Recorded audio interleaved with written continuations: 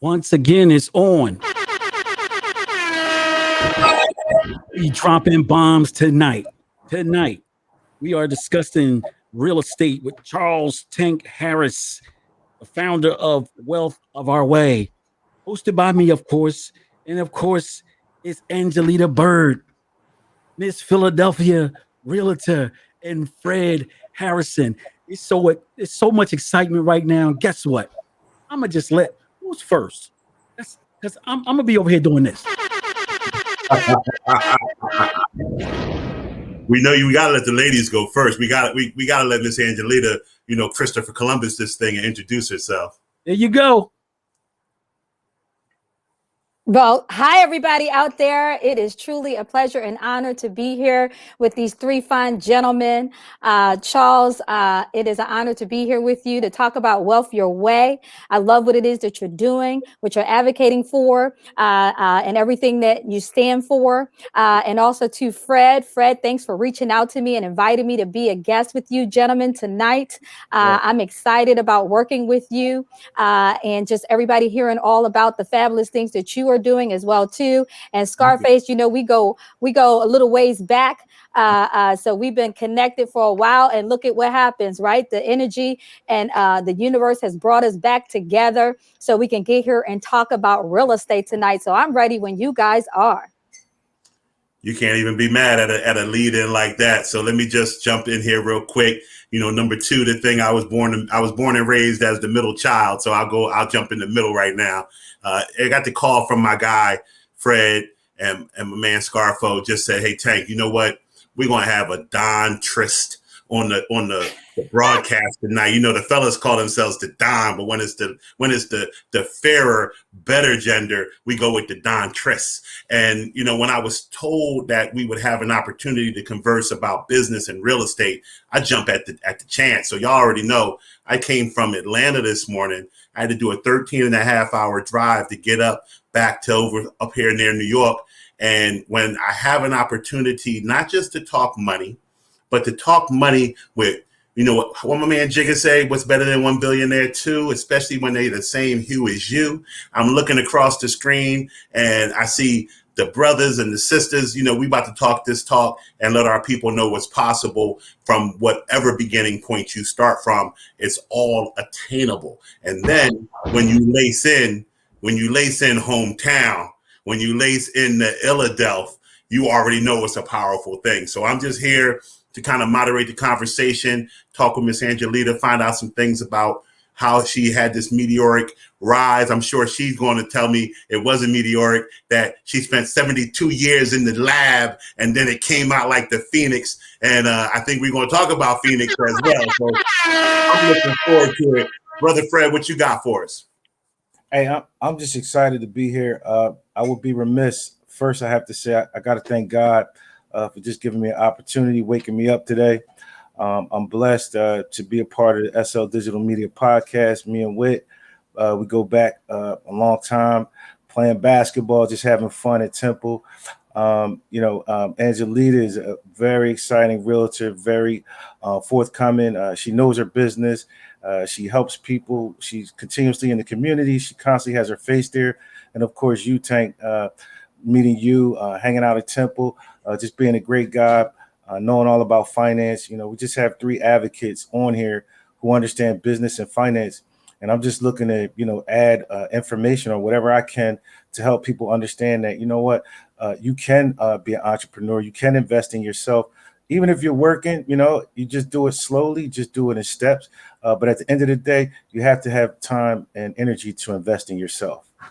And don't act like I wasn't in that back gym setting picks for you cats. Don't play me short like that. Yeah, I might not have got too many buckets, but I was back there clearing some lanes for you cats back there. Like Eric Van Rocktown, he was moving the crowd. So let's start off just having a broad-based conversation, Angelita. I want to know all things Angelita by the time this is done, and I want my people out here who are all tuned into SL Digital just to find out a little bit more about you, about real estate, and about your mastery of the field. So I'm gonna let you just kind of walk us through how you got started in real estate. Well, that's a really, really good question, and I definitely have the answer to that for you, gentlemen, and everybody out there. The funniest thing is that I was just trying to figure it out. I needed to make money, and I needed to make money fast. And literally, when I decided to get into real estate, at one point I was just being nosy, just kind of walking through my neighborhood, looking inside people's houses, like, oh, I want to go in there. I want to see what's going on in there, right? And then literally from there, I had talked to a friend of mine. I said, you think I could sell real estate? And he said, you could sell anything. He was like, absolutely. And I was like, okay, well, guess what? I'm going to go to real estate school. And mind you, this is now over 15 years ago, back 2006, when I made this decision to get involved in real estate. And so while I got something in common with you gentlemen, because I did go to Temple, but not Temple University, but I went to Temple for real estate school. How about that, guys? Right? You're not mad So at can I get some love for that? Can I get some fire for that? Definitely Right? blow it up. Absolutely. So anyhow, so I signed up for real estate school at Temple University. And while I was in school, see, I'm a hands-on individual, and this is how I learn. And to be perfectly honest with you, I'm just not big with school and sitting there studying and all that good stuff.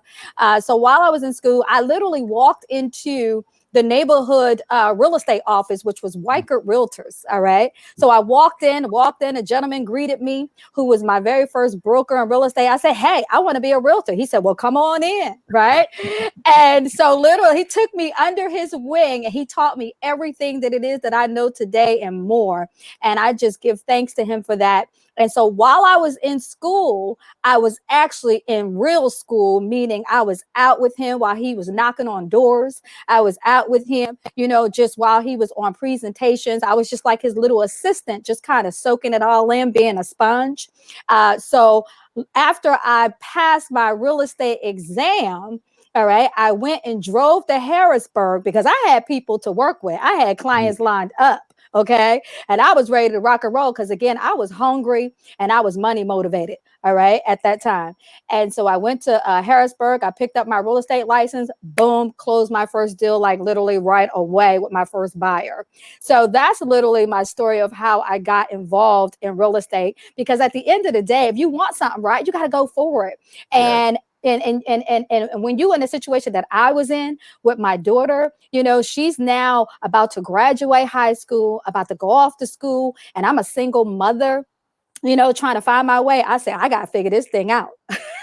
No, I love that. First of all, just you touched on so many different parts there. I want to rewind a little bit of what you were saying. So the fact is, and this is a story I tell people all the time about, just the thing that bonds anyone who has went through Temple University in any capacity.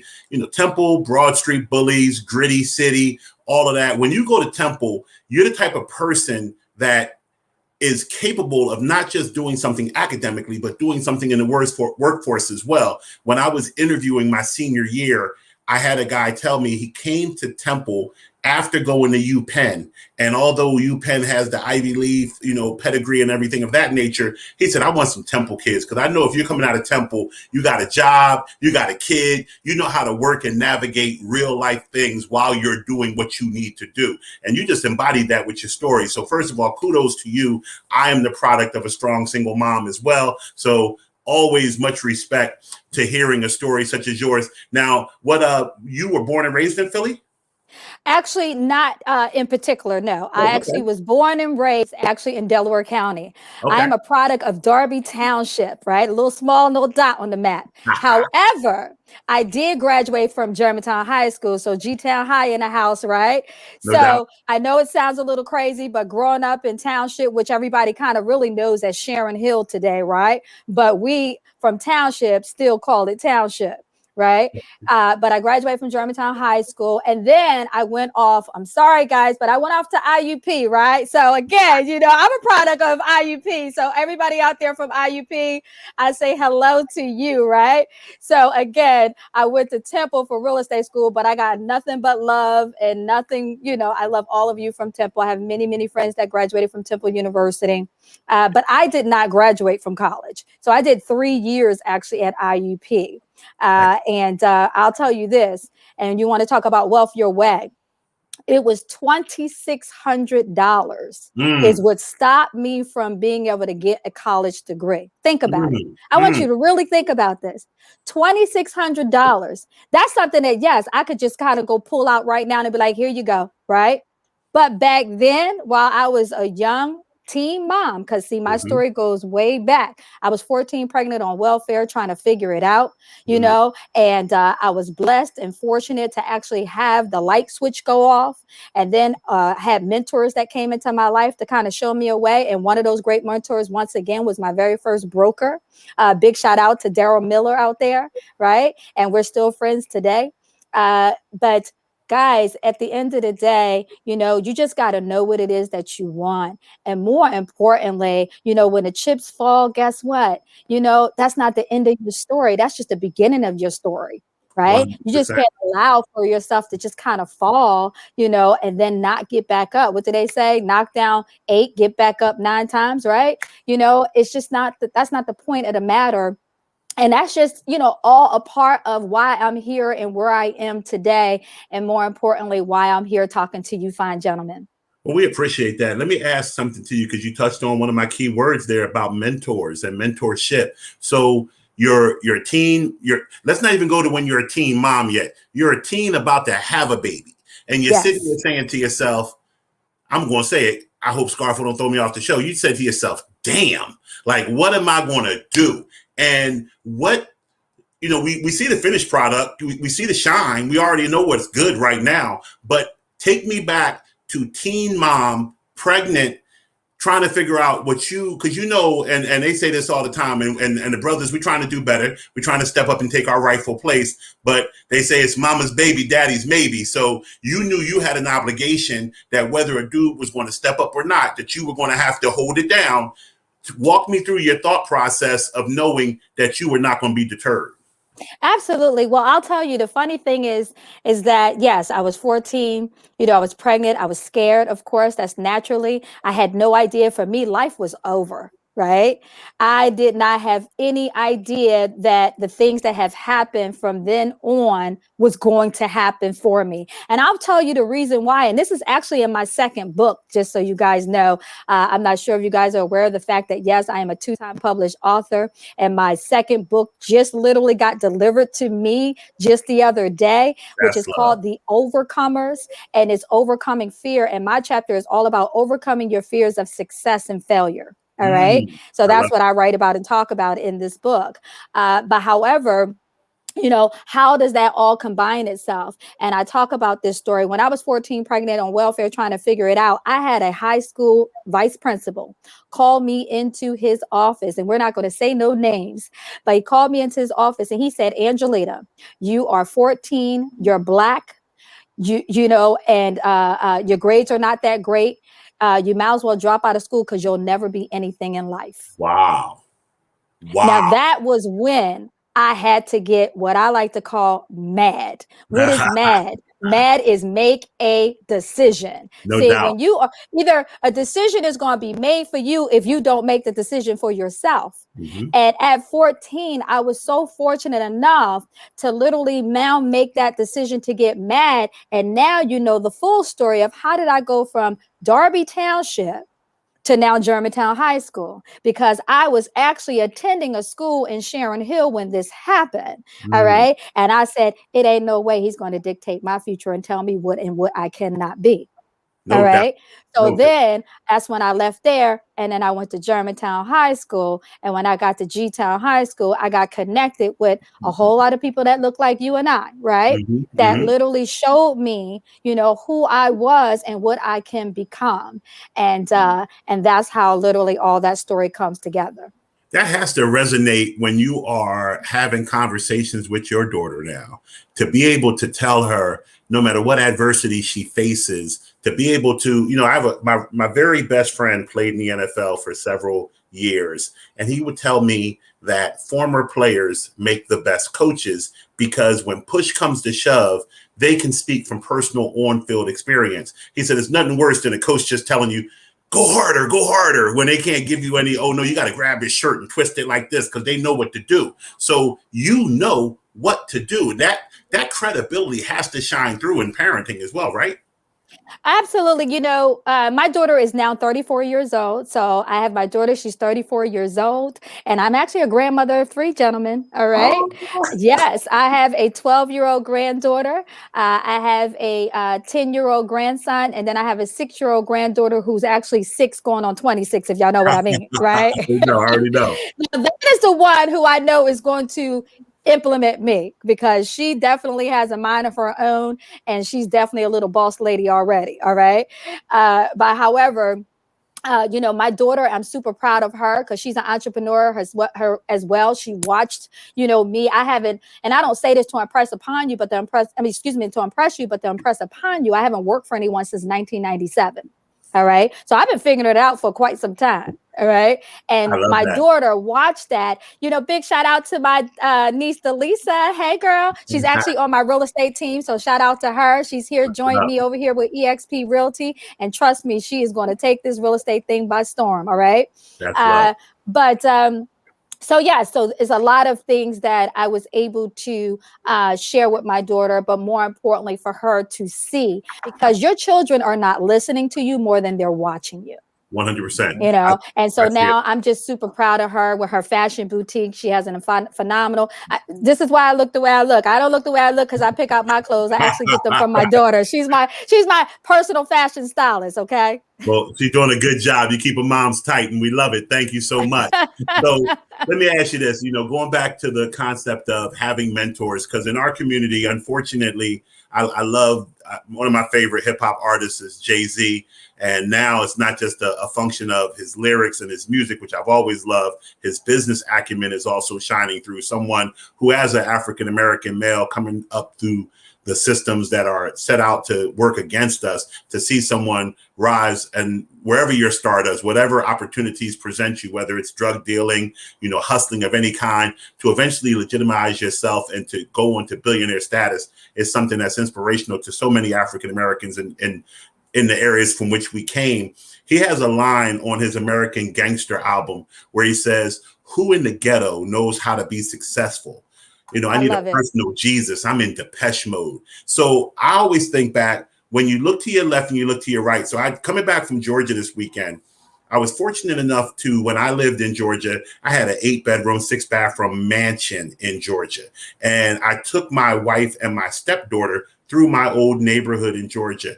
And we were just talking about it. And my stepdaughter's 11. And she was like, "Oh my God, Tank, it's crazy around here. Look at these big old houses." And I was thinking to myself, when my kids come out the house now, if they were to see a piece of trash in front of their house, instinctually, they'd pick it up and throw it somewhere. When I'm walking past some of my rental properties, I still have rental properties in the neighborhood I grew up in. Shout out to Chester Ave and Baltimore Ave. I'm all through Southwest with rental properties. Go Southwest. I was about to say go Southwest. So you're connected to Sharon Hill, so that means Sharon Hill for sure, because we like cousins next door. Oh, and now Sharon Hill, I got to know that cheesesteak spot. What's that, Leo's? Leo's. Oh my God, somebody knows Leo's. Listen, everybody always who comes to visit Philadelphia, my friends from all over the world, they always say, "Where can I get the best cheesesteak in Philly?" I'm like, ain't no good cheesesteaks in Philly. There's Leo's in Sharon Hill. Sorry guys, but if you never had a Leo's cheesesteak, wait a minute, Flash. Yeah, I gotta say, hold on, I'm starting something. I got my homie down on my man Angelo's is down on 9th and Christian moved over there. Got some good steak, but no, I can't knock Leo's hustle. Great steaks with both tastiness and size, and your boy Big Tank is a connoisseur, so no doubt. Yes. Well, the interesting thing is they're a staple, as you know, in the community in which I grew up. And just so you all know, I'm actually going to be doing a show called the Miss Realtor Philadelphia Show. And I'm going to be highlighting in different communities around the city and on the outskirts of the city, different businesses that are staples within the communities, and then talk about, why, why they are in that community with business, and 2, what they would say to someone who wants to actually purchase or invest in that community. So that's actually something that's coming together, and I definitely would love to have you guys involved in some way as well too. Oh, we got to come through for that. Go ahead, Fred. What are you going to say, brother? Yeah, no, I was just going to interject. I mean, first of all, a bunch of nuggets, like Tank said. I mean, I mean, I'm just over here exploding. I'm like, when do I jump in? Like double dutch or something, you know? So the main thing I Hold want up. They had it set up for you not to explode. So we're good. So one of my main questions are directed back at you. Of course, you know, Tank understands I have some idea, but how would someone, if they wanted to first get a property and kind of either flip or rent it or do something so that they could get started with their own ownership, how would they go about that? Well, it depends on if they're doing it as a solo or they have partners, right? So what I recommend people, especially people who are coming together as partners, because unfortunately, there are a lot of people who would love to invest in real estate, right? They would love to be able to go out here and add that to their portfolio, but they just don't have the means, right? So this is where a partnership comes in at, and now you get involved in an investment pool like I have. And so what I recommend is that whoever you get involved with, now, of course, now you create an LLC, right? So you guys create that LLC because you want to make it legitimate, right? And then you don't have to worry about any kind of contractual issues later on down the line when it's either time to sell or however you're going to split the financial passive income, residual income that is coming in through that rental property. So, at the end of the day, if you have the money to invest, I highly recommend that you do, because that is the fastest, quickest way to be able to create wealth for yourself, financial freedom and wealth for yourself. Because I tell people this all the time, if you knew about residual income, you would probably go through a brick wall to get it, right? And one of the brick walls, right, to get it is through that home that you're now going to purchase, right, that you're now going to invest in. And it can also, too, be the home that your first time buying a home, right? Because when you now get into that home, now what are you doing, right? You're now building an appreciation, right? Especially now that this market, the way how it's booming right now, you can't help but to now be able to create some type of generational wealth for you and your family. The first step definitely is, one, again, I like the idea of when people cannot necessarily afford it, to now come together in a group of people that they trust and that they know, is about their business. And now again, create that LLC. So now you can have that investment pool. And that's what a lot of investors do, because one thing with people with money, what I've learned, either they want ways to be able to save it or they want ways to be able to make more of it. And more importantly, they ain't trying to spend their own money. All right. So if you want to go out there and you want to invest, there is a way that you can now be able to invest and be able to flip properties with not just your money, but with somebody else's money, and now just give them a little piece of the pie. No doubt. That concept of other people's money is definitely how wealthy people get wealthier. You want to minimize your risk. And best part of the show. Best part of the show. Just back to y'all. If you want to get into a situation, you spoke on a couple of topics there: minimizing risk, diversifying, spreading out the opportunity for everybody to partake, but more importantly, covering your downside. Because people who accumulate generational wealth, they'll tell you it's not so much about what returns you get, it's about what losses you avoid. Absolutely. So, yeah, one of the reasons why real estate is such a leader in the field of investments for people who have wealth is there's a couple of reasons. First and foremost is the first word of real estate. It's real. It's something that people can see. It's tangible. There's so much utility to real estate as well. I tell the story about when I got divorced. So now we out the 8-bedroom house, 6-bathroom house. Divorce happens. One of the bigger eroders of wealth in our country. And I left Georgia, came back up north.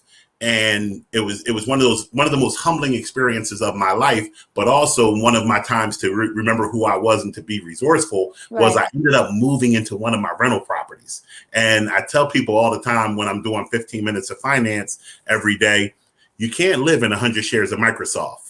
Right. You can't live in a Bitcoin, but you can live in a piece of real estate. So speak to the functionality of real estate, what you've seen it used, whether it's, people purchasing a first home, people who are getting, as you say, an investment club together, getting some money together to get a real estate group and buying something for investment purposes. Just speak on the total functionality and how you, as Miss Realtor Philadelphia, how you help people grow their asset side of their balance sheet.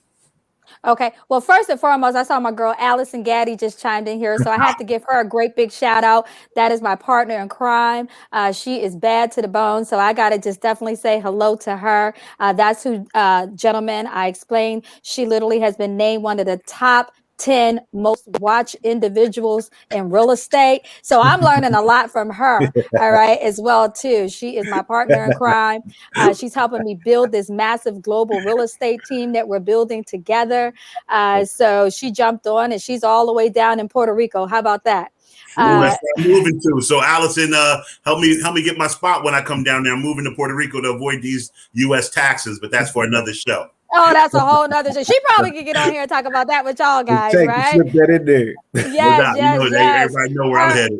Her and her fabulous partner, Don Hobbs, again, who's been named one of the top 25 most influential people in real estate. All right. So that's her partner. I see you over there, Allison. Superpowers unite. You got that, girl. But I'm sorry, to get back to your question. I'm sorry. Could you repeat the last part of the question? Talking about the functionality of real estate and how in your role as a realtor and as just an overall, because I see you as just in what we've talked about and plus a little research I've done, you're bigger than just a realtor. Like you're an empress of real estate, and just your guidance that you're able to give people, not just on, hey, you're going to move into this home, but also you want to learn investments. Where do you see the functionality for people who you help get into real estate, whether it's into residential or whether it's into being a landlord or growing for value? Okay, well, you know what? Well, I thank you for that lovely compliment. My job as a real estate professional is to find out what you want, not what I want, right? Mm-hmm. And that's key, and that's so important. See, at the end of the day, as a real estate professional, we're here to help either one, the buyer, to definitely, like we talked about, create financial wealth for themselves by either becoming one, a first-time home buyer, or two, becoming a real estate investor. All right. And then as a seller, let's just say you want to sell your house, right? So now you want to sell your house, you either want to downsize or either you want to upsize, whatever it is that you want to do. My fiduciary duty to my clients is, again, to make sure that they are now getting basically an ROI, right? What's ROI? The return on investment. So I am the person who now facilitates that. I am the person who now is negotiating that. I am now the person who's bringing and putting all the pieces together. So I can't do this alone. All right. Because I have one job to do, but then I also have the loan officer's job to do. Then you have the title person's job to do. And then you have, all these parts. So I'm basically like the introduction, right? The introduction to your future, all right, in real estate. And that's basically how I kind of look at my role and take on that role, because I'm introducing you to everybody else who's the expert in their field of what it is that they do. And now we all come together in what we do and our expertise to now close the deal. So if you are somebody out there that are looking, again, to either buy, sell, or invest in your property, I am the first point of contact. All right. And then now I'm introducing you to the person who's either going to get you the money if you don't already have the money. And then we're now going to work together, sort of like what me and you just did, Fred, right?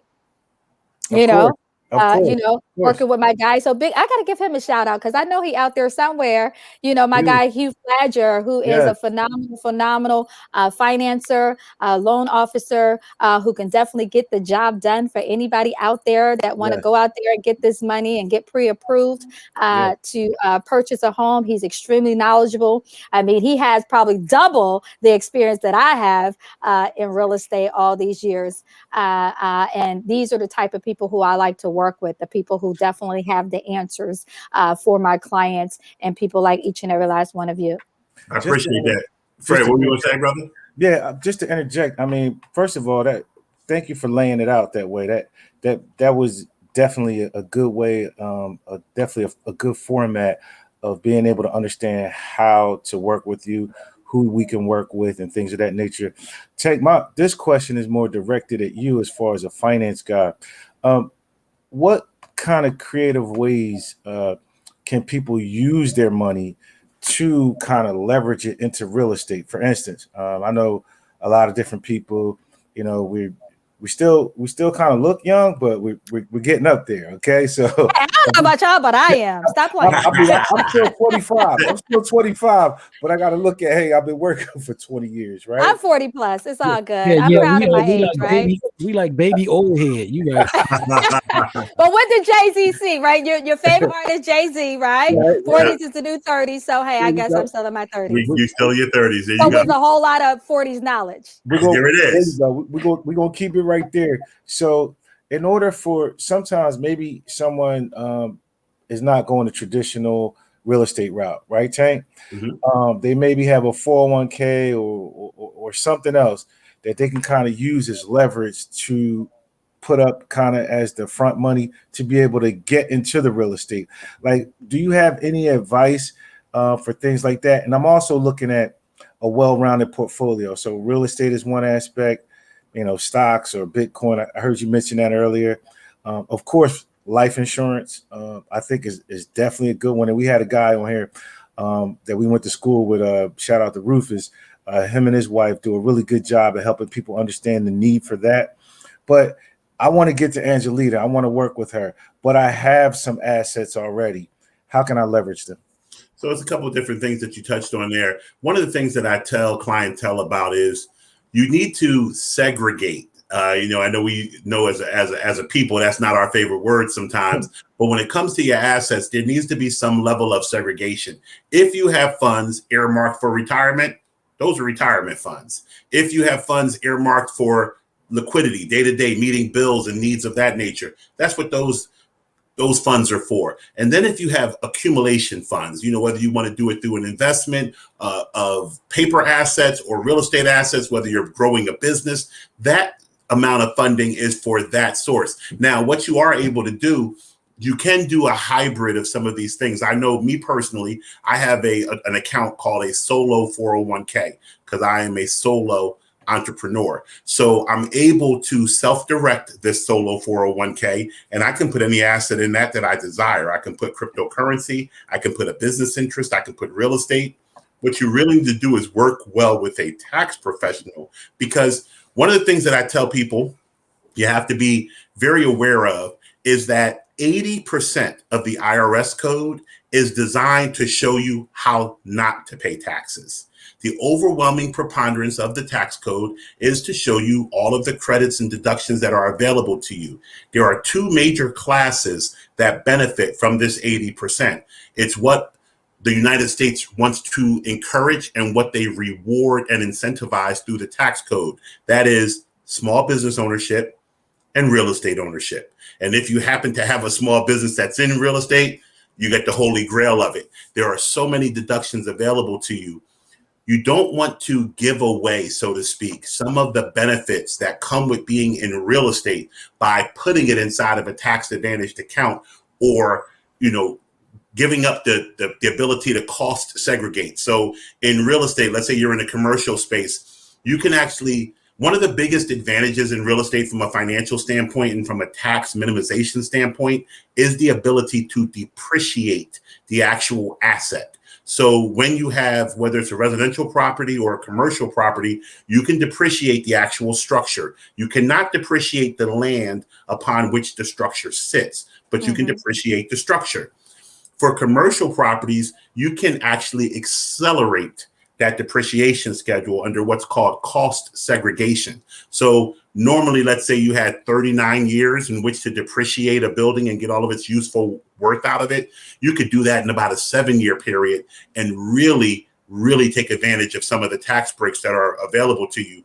If you happen to be a real estate professional, such as Agelita, when you get to do that, so there's something about, our viewers should know the difference between passive income and earned income and investment income. These are three different streams that are treated differently under our tax code. When you have things such as depreciation and other things associated with real estate, those are called passive expenses, passive losses, passive deductions.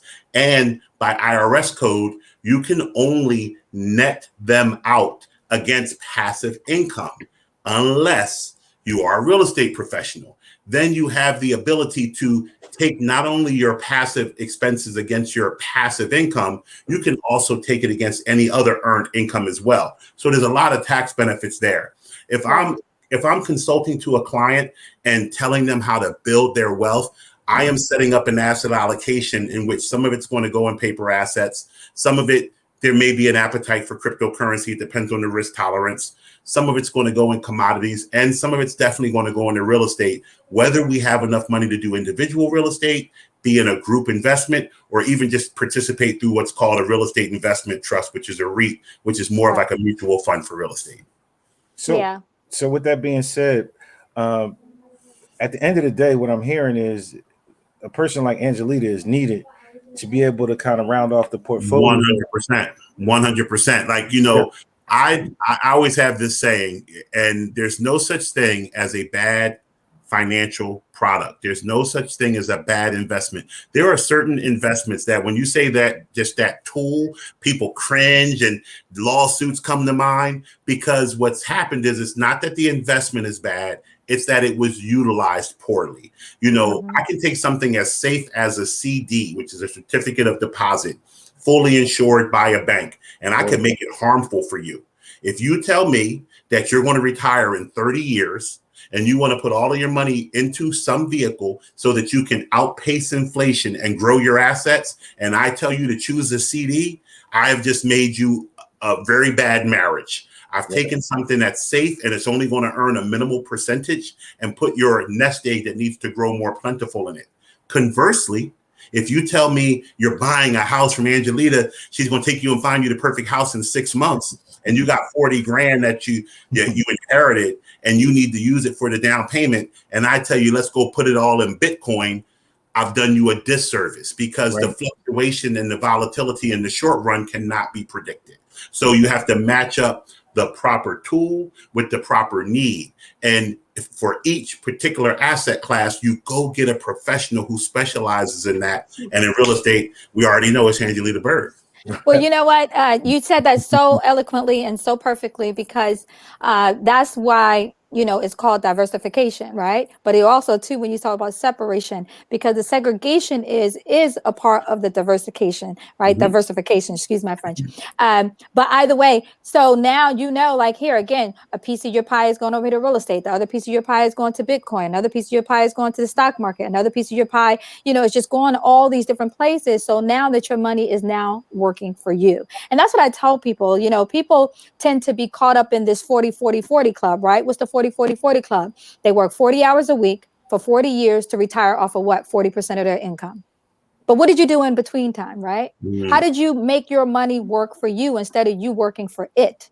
All right. So they were dancing. They were dancing. I love to dance now. Come on, I do.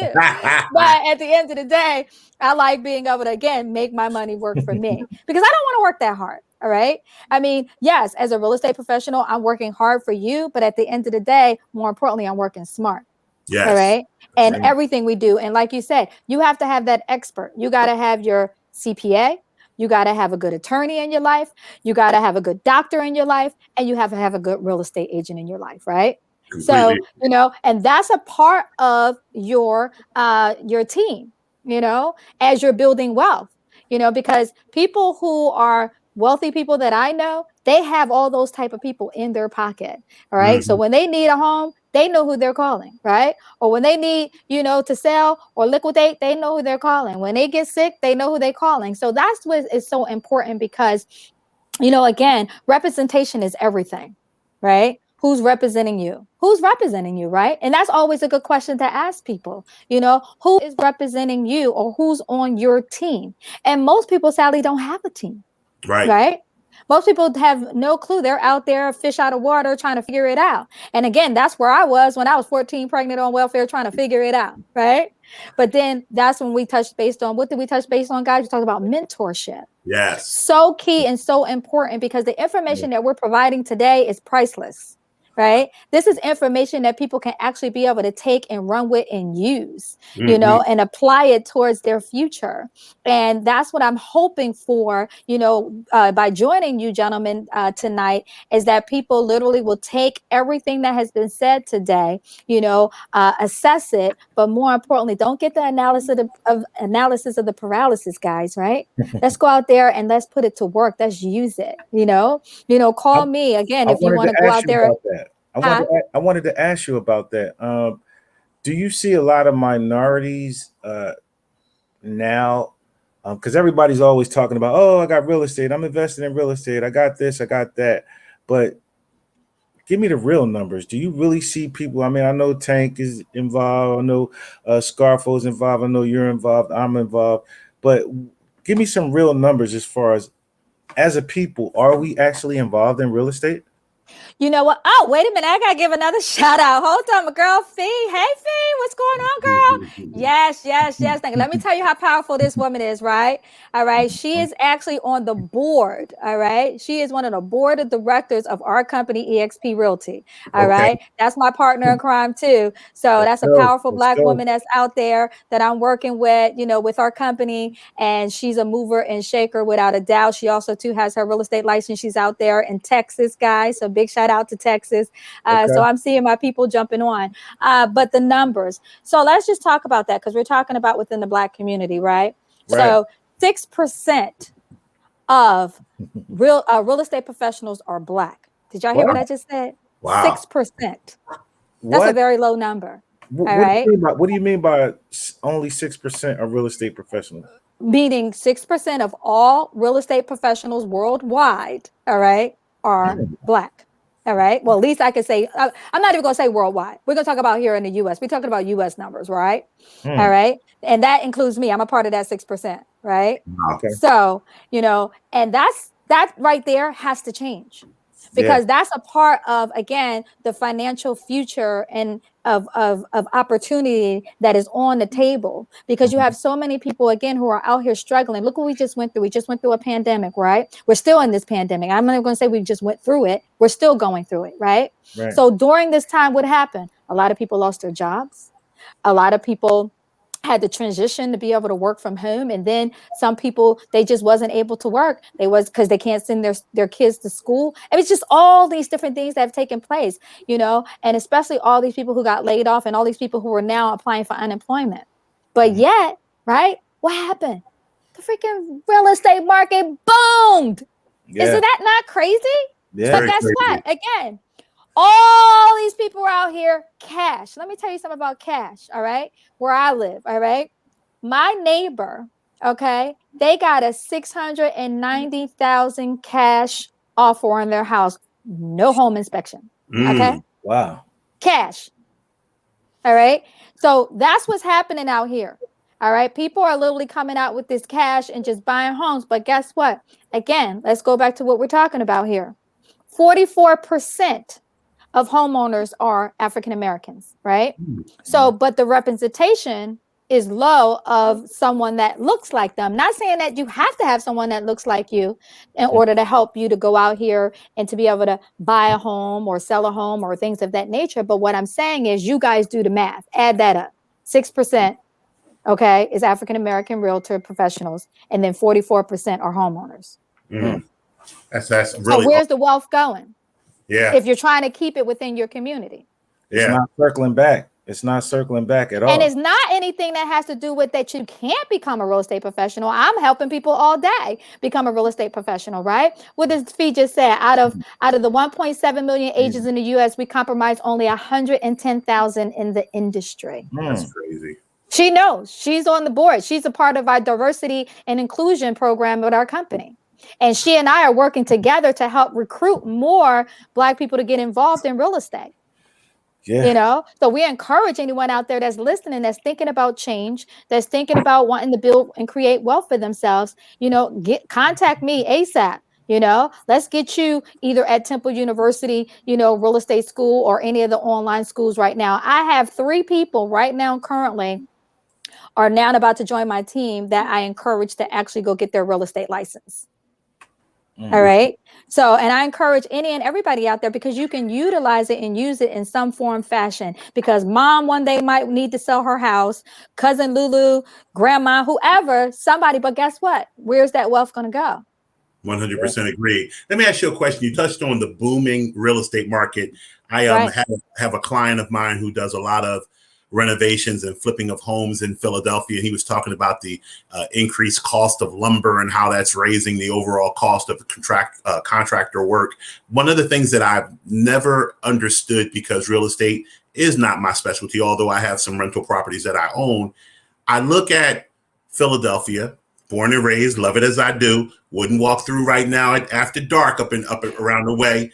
And I'm trying to understand how the homes that I passed. So I grew up on two different main sections of Philly. I lived all over Philly, but the two main sections was the north side of Market Street. My younger years, 52nd and Vine. And then for my later years, 53rd and Baltimore. So when I was younger, I started at West Philly High School and ended up at Bartram High School. Going to West Philly, walking from 52nd and Vine to 46th and Walnut, or Locust, I want to say, you pass those big houses on Walnut and on Sampson, and they beautiful houses weren't worth the hedges that were in front of them when I was growing up. Right. Now you're seeing them go for 500, 600 grand. And right. I quoted D.L. Hughley on my show the other day, who said that the only thing that's changed about those houses is the skin tone of the people who live there. Right. And that talk to me a little bit about race and real estate. How, as a people, can you not feel somewhat disenfranchised when the same neighborhood that you saw in 1980, when some African Americans were residing there, now are worth 10 times as much because non-African Americans live there? Hold on. Before you go there, they disguised the words gentrification, had to come to Philly. That was the new word. And she lived in the same neighborhood I lived in. It was already there in that area for years. So they've been trying to mimic that's Fairmount section. Art museum area. Yeah. So that's where I lived at all my life. That's where I kept seeing her at. So I'm telling you, that word gentrification was the new ticket in Philly to make it sound like, oh, that's for everybody, but it wasn't. Okay, well, you know what? I'm gonna say something that's going to pleasantly surprise each and every last one of you. All right. So let's not get mad at the people who took advantage of an opportunity that was given by our own city government. Okay. So I said nothing about madness or anger. I'm just asking. No, I know. But what I'm saying is that I hear a lot of people talk about gentrification. Okay, we already know that it exists and we know how real it is in our city. First and foremost, we live in the poorest, largest city in America. Yes. That's a crying shame. That needs to change. And that's where my heart is at. I would love to see that change drastically. Is it going to happen overnight? No. But, I would like to see some of that change. I mean, look at Temple where you guys went, right? That's no longer North Philly. That is now Center City North, right? North of where it is that I live. I can literally walk to Temple University. All right. But before, like you said, after dark, you're like, I don't know about all that. Even still, possibly. But it still don't look like it don't look like the North Philly when you guys attend to Temple University, right? Correct. Absolutely not. So no, that was Beirut. What'd you say? He said it was Beirut when we went there. Oh, absolutely. I know, right? But either way, I mean, this is why it's so important to educate, people of color, the importance of home ownership, because, it's not that it's not within reach, because it's very much so in reach. We can't really do much about the changes that take place, within the inner city communities. Again, that's all political. I mean, I'm not in the politics game, I don't even want to go there. But because, there are things that, yes, as a real estate professional, that I do see that I don't agree with. But again, my job, more importantly, is to be able to give someone that hope of the American dream, all right, of home ownership. And that's what it is that I like to educate people on and be able to help people to be able to accomplish and not feel discouraged because of what they see within our inner city communities in Philadelphia and how they see these changes happening, because there are so much still opportunity out there. And believe it or not, even though we're in what they call this seller's market and you got like 8 buyers on one house, right, coming at you, and then they getting pushed to the side because somebody now can drop $100,000 or $200,000 on a house cash. Again, don't give up, because one, I always tell people it's about, once again, we talked about this, your representation, right? In real estate, you got to have somebody who's aggressive. Okay, your real estate professional has to be aggressive to be able to go out there and get in there, to be able to help you get on the negotiation table of being able to get into this new home of yours. And then 2, somebody who cares about you, because buying real estate or just real estate overall, it's a very emotional process, right? Moving into your home for the first time, the place that's literally going to be the place that you now call home, where you're going to share dinner with your family and holidays and all that stuff, right? You know how they say home is with it? That's what you're creating. You're creating that heartbeat of this new home that you're going in. So you're going to get emotional and going to be upset if you cannot get that house of your dream. But that's, again, where I come in at to now go in there and fight for you, right? And then, 2, you have to, and then that goes back to representation, right? And goes back to only 6% of realtors are African American. Sometimes, and this is sometimes, all right, sometimes it is a good idea that now I can have maybe a certain kind of talk with you that somebody else might not be able to have with you, based on what could possibly be happening and why you're not now able to either get this loan and or be able to get, this offer accepted and things of that nature, right? So these are conversations that have to be had, that real talk, that real straight talk. Because again, my job and my duty and obligation is to my client and nobody else. All right. So, Allison agrees, right? She's, what I'm talking about. See, that's my girl out there, right?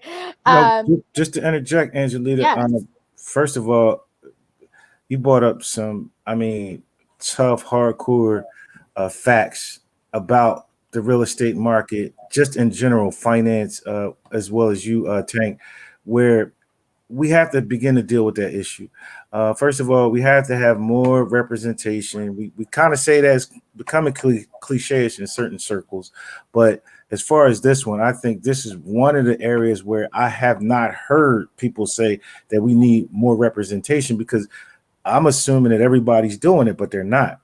So with that being said, and how you're bringing it to the table and kind of laying it out, I think that from that standpoint, it gives me more aggression. It gives me more thought process to say, you know what, there are people who are in the community who actually care about people getting a good price, getting a good value of a home, and actually being able to use it for their enjoyment. So you doing that, and the way you're talking about it, it sits very well. The last thing I was going to say, Scarfo, is we got to get her top 5. We're running out of time because she dropped like 20 million nuggets. Tank came in with like 50 million nuggets behind that. We got. This is what happened when you add the new CNN together. I'm just happy that I had my girls, chime in and add some comments, because with all this testosterone up here, right? So, yeah. We gave you the bigger screen, though. We gave you the bigger view, so they know who the boss is tonight. Oh, I appreciate you guys so much. See, my girl Allison, she's dropping some more. But you know what? Before you actually go there with the top 5, I would love to ask you, Scarfo, like, is there anybody out there that has any particular questions or anything of that nature, or any comments that you want to throw out there that people are saying? Based on what I'm saying, I'm whatever's coming up is what is being delivered. So okay.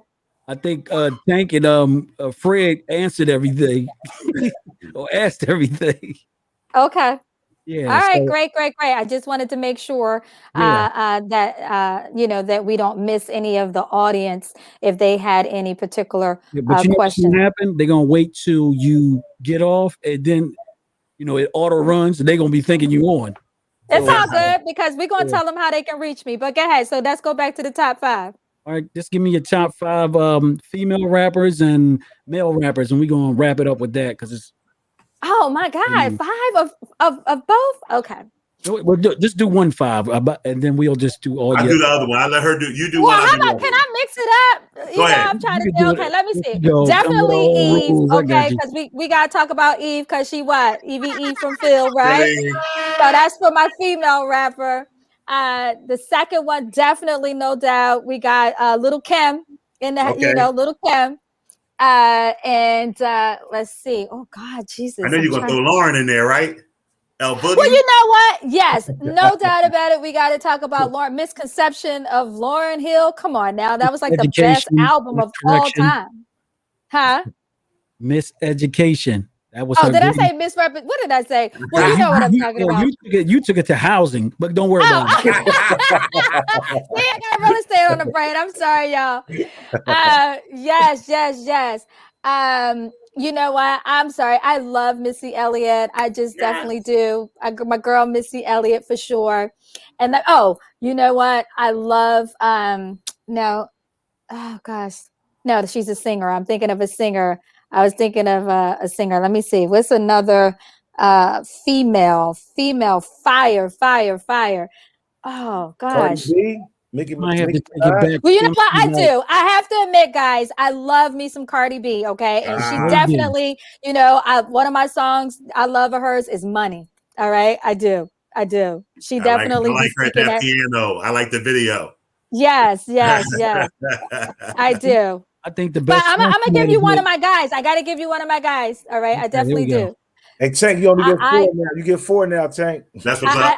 yeah, you probably, but I'm gonna tell y'all might beat me up with this one because this has always been an East Coast West Coast battle. You got Biggie and you got Tupac, but I'm sorry, y'all, I gotta go with Tupac. I love Biggie, but I gotta go with Tupac. I do. Wait, we let you live. You gonna give me the thumbs down now, Scarpa? No, you still good. You still good. You still fam. It's all good. So I take the other 4. We got to represent Philly and say one of the greatest rappers. He's everybody's rapper's favorite. Every rapper's favorite rapper is my boy Black Thought from the Ill Roots crew. Yes. And then, well, we graduated Germantown High School, so big shout out to you, Tariq. How about that? No doubt. And then we can't if we're gonna stay Philly, I can do all day. We can't forget, even though he's real commercial, West Philly Willie, he's the DJ, I'm the rapper, has been one of the best selling rap albums ever. So we can't just go straight thug hip hop. We gotta be intellectual as well. And then I'm around that out with Biggie and Jigga and just call it a day right there. You can't go wrong. All right. Now I'm glad you said Will Smith because I think Summertime is probably the greatest summertime song of all time. I don't care. My God. Whatever Everybody knows that song. I don't care where you are. Yeah. You are going to hear Summertime for sure. Yes. There's somebody in Amsterdam and North Korea rocking Summertime. You see my girl B, she over there talking about Tupac Alive. See, she know what I'm talking about. Listen, I go with him because he sang to me when I was a teenager. He said Brenda had a baby. How about that? So this is why I'm in love with Tupac. All right, he understood my plight before. He was at Fifth and Erie on Wednesday. Oh, that's funny. That's all good. Hey, Angelita, all I can say is that it's been a pleasure speaking with you tonight. Please tell the people all the various places they can find out more about Agelita Byrd. Absolutely. You can definitely go to my my website, which is www.miss, and that's MISS, realtorphiladelphia.com. So it's missrealtorphiladelphia.com. You can also go to angelitabird.com. You can come join me here on Facebook. Send me a friend request at Agelita Byrd. You can like my real estate page, which is Miss Realtor Philadelphia. You can find me on Instagram at Miss Realtor Philadelphia. And I definitely love to be able to represent anyone that's out here, again, that's looking to buy a home, sell a home, look for some investments. I got an investment property actually that I just shared with you, Fred, before I even put it on the market on Friday. How about that? So yeah, right. I'm giving away secrets, but either way, hey, Right. you know, that's what's happening. And Keep I'm up also the good too work. looking forward to anybody who want to contact me, who want to get involved in real estate and come join this winning team with myself, Allison Fee, you know, Jamie out there that's on my team, Shayna and Delisa. Definitely, we are a winning team, and we're looking to be able to take this real estate thing by storm. Yeah. All Well, right. That's it. it's been our Charles honor. Frank Harris, Fred Harrison, Angelita Byrd. I got to get off of here before it hits 60 minutes or they ain't going on Instagram. Bye-bye. Love you guys.